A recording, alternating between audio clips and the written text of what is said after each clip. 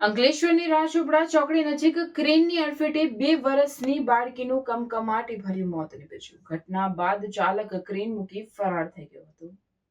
અંકલેશ્વરની રાજપીપળા ચોકડી પાસે આવેલ દેસાઈ પેટ્રોલ પંપ સામેના સર્વિસ રોડ પર આજે એક હૃદયદ્રાવક અકસ્માત સર્જાયો, જેમાં એક 2 વર્ષની માસૂમ બાળકીનું કમકમાટી ભર્યું મોત નીપજ્યું.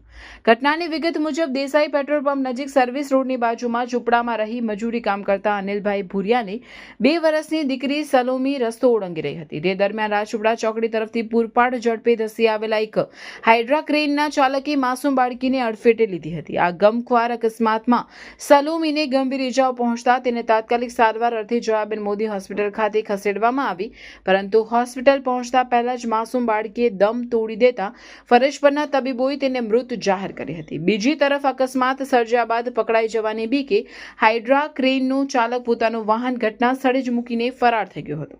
બનાવની જાણ થતાં જ અંકલેશ્વર જીઆરડીસી પોલીસનો કાફલો સ્થળ પર દોડી આવ્યો હતો અને અકસ્માતગ્રસ્ત ક્રેન કબજે કરી હતી. પોલીસે બાળકીના મૃતદેહને પોસ્ટમોર્ટમ અર્થે ગડખોલના સામૂહિક આરોગ્ય કેન્દ્ર ખાતે ખસેડ્યો છે અને ફરાર હાઇડ્રા ચાલક વિરુદ્ધ ગુનો નોંધી તેને ઝડપી પાડવા વધુ તપાસ હાથ ધરી છે.